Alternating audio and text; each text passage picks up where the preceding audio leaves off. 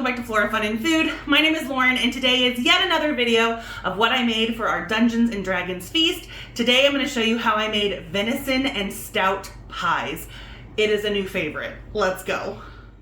The first step was to get about 3 tablespoons of butter melted in a large skillet, and then I added about 4 pounds of venison or deer meat. Now this was just all the offcuts we had when we were processing it, so some of it was nice and tender, some of it was a little bit chewier, so I decided to go in with this meat tenderizer just to kind of help break down some of the more fibrous tissue and make it a little less chewy, because we are not cooking this low and slow like we did with our steak and ale soup. So once it was nice and browned, I added it to a bowl to the side just to keep it for later, and added olive oil to my skillet and added in the 3 base vegetables. So I have 1 chopped onion, about 2 cups of chopped frozen carrots, and about 4 stalks of celery. To that I added some salt just to kind of get the vegetables to soften a little bit quicker.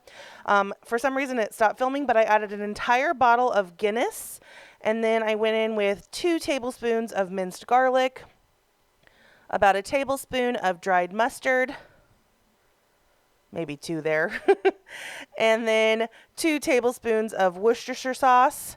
This was so savory and delicious, just all the flavors I love. I also went in with a nice big pinch of black pepper, and then it called for red currant jelly, but I had this plum jelly or plum jam, so I used that instead, and I just used the whole little bottle there. And then I got some fresh thyme sprinkled in, and then just a whole stalk to cook. I did pull that out later because you don't want to bite into that whole stalk.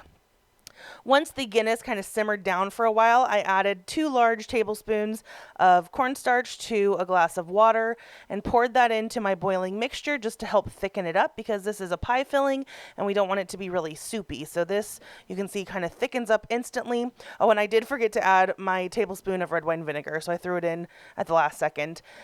Now, I did this the day before, so I put them into casserole dishes. I ended up changing my mind and just made one big thing tomorrow, but I put those in the refrigerator, and then the next day I added all of the contents to my very deep cast iron skillet. I just thought the skillet was going to look a little bit more thematic. Covered it up to let it heat through. And then I microwaved the puff pastry per the directions on the box and kind of crimped it over the edge of my cast iron. And then I stuck it in my oven with everything else at 450 degrees. And I just kind of kept an eye on it until the puff pastry was nice and golden brown.